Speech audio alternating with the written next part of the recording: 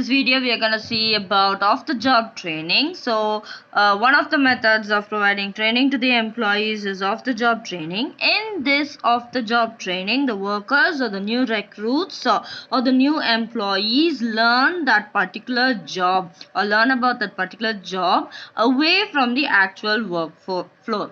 That is, instead of learning the job on the floor, they're gonna be learning about the job in a particular training place. So that training place is going to be away from the workplace, actual workplace. That is why it is called off the job training. So let's get into the various methods of the job training. The first method is the lecture method. So under this method, trainees are being educated about the concepts, theories, principles of that particular organization. So the trainer for this particular method is selected from universities, consultancies, institutions, manufacturing concerns, unions, etc. So they are able to, that is, the trainers will be able to provide the knowledge by using their oratorical skill and the practical knowledge using audiovisual tools. So this is basically like teaching a subject to the students in an educational institution. Next is group discussion method. So group discussion, group in the sense two or more than two employees getting together in a particular group, and where a topic is provided by them, by the trainer, so that they will discuss about the topic. The topic may be an issue also, a problem prevailing in the organization also can be discussed in that particular group. Likewise, all the group solutions are being given out by the head of each group, and each solution is being observed by the trainer, and the final solution is given to the audience, which will be discussed deliberately by the other groups also after listening to the divergent viewpoints. So that is called group discussion method. That is nothing but two or more than two employees or new recruits sitting together and discussing about the issue or a topic given by the trainer and letting out or giving their viewpoints or solutions to the trainer. Next is the case study method. So in this case study method, the trainees are given a particular situation. That is, the trainer will describe a situation which will try to grasp their interest to find a solution. So for any particular situation, there won't be a single solution. So according to their viewpoints, the different new employees or recruits will provide their solution for that particular case study. So the main purpose of giving a case study method of training to the employees is to make the trainee apply their knowledge about the job role.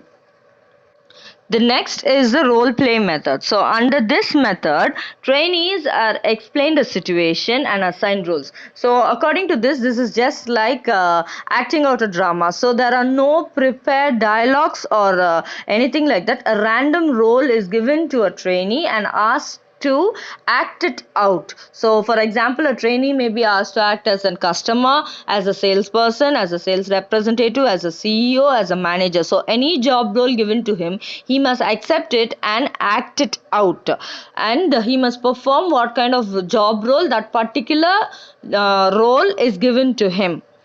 So the moderator, after observing all the role plays, gives his views and ideas to the role players or the new recruits who have played the role. Next is the seminar or the conference method. So this method enables the trainees to listen to the lectures or a talk or a presentation given on a specific topic. So this provides an opportunity to participate and interact with the presenter and clarify the doubts if any. So the trainees also can share their rich experience at the seminar through their papers. So this kind of seminar or a conference method is the oldest method of training followed by an organization, but still a favorite training method followed by all the organizations. So this method is suitable for doctors or salesmen. For example, they have doctors conference and salesman conference where the new recruits and the experienced share their views and ideas and gain knowledge through the conference or the seminar. Next is the field trip method. A field trip method is where the trainees are going to travel from the training place to the actual workplace, or the, you can say, as a site or the facility where they're going to actually work. So that they are exposed to that particular room environment, and they can see how well the knowledge obtained by them are being implemented in the job role by the other employees. So field trip educates them how to implement their theoretical knowledge which they acquire through the off the job training and put it into the actual on the job role. Next is the vestibule training method. So vestibule training method is a training method similar to the stimulation method, where an employee is put into an environment similar to the actual work environment artificially created by the training program. So this type of training is done to avoid all the loss or any damage to the machinery which will corrupt the normal routine in the workplace. So this kind of vestibule training is given to drivers, pilots, space scientists, etc., where they'll be, if you take space scientists for example, they'll be put into an artificial robotic stimulated space shuttle where they have to operate the space shuttle for the takeoff, and how they're going to be there in the space shuttle. Everything will be as accurate as the original space shuttle, but everything is a stimulation program. That is, it is a training program given to them to handle situations and machineries in that particular area.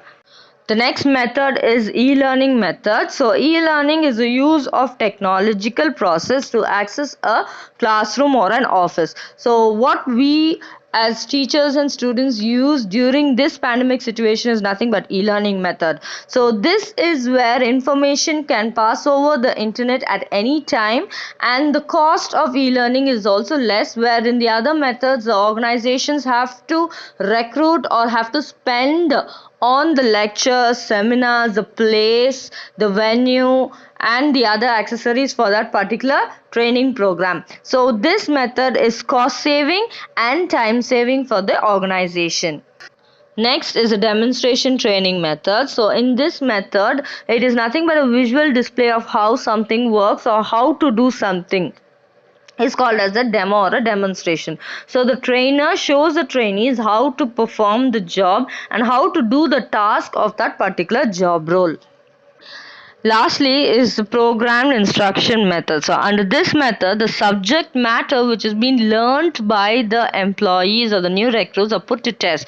So there are 3 levels in this particular method. That is presenting the facts, new knowledge, and question and answer. So the trainees have to read the units and understand the concepts and take part in the self-evaluation process or the exercise.